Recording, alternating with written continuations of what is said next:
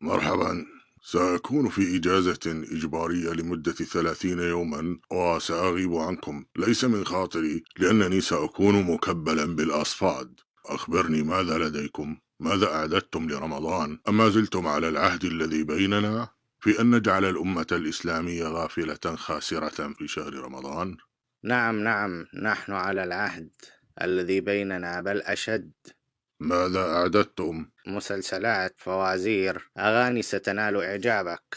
نعم، أحسنتم. لدي فكرة، فقد شاركتكم بالإعداد لها جميعا، لكن خشيت أن تغير رأيك وتضع بعض المسلسلات التاريخية أو الدينية أو سيرة ذاتية لأحد الصحابة أو الخلفاء الراشدين أو تاريخ الفتوحات الإسلامية أو تاريخ الإسلام. لا تخف، جميع المسلسلات إما سير ذاتية لراقصات أو مطربات أو أي شيء يغيب الأمة، وجميع البرامج مسابقات أو فوازير لمواضيع ليس لها أهمية.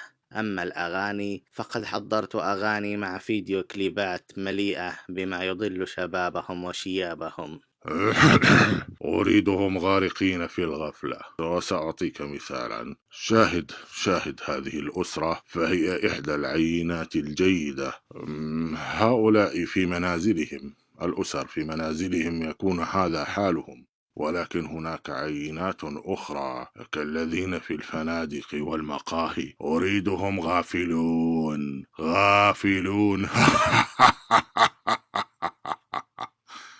اذهب يا سيدي في إجازتك وأنت مطمئن البال، ولا يكون عندك أي فكر أو هم. طمنت بالي. الآن أنا مرتاح. الآن أستطيع أن أخرج للإجازة الإجبارية وأنا مرتاح البال، فهي إجازتي السنوية.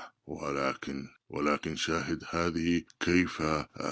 هذه اللقطة والعين التي سأريك إياها. شاهدها وشاهد كيف جعلتهم يلهثون ويتفانون في إضاعة وقتهم. إنهم قبلوا دعوتي بالمجان.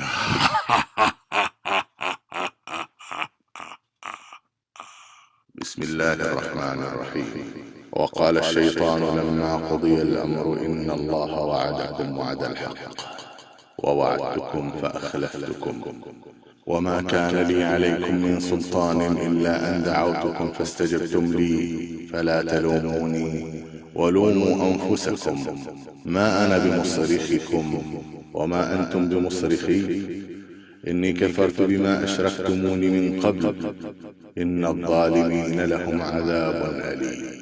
صدق الله العظيم.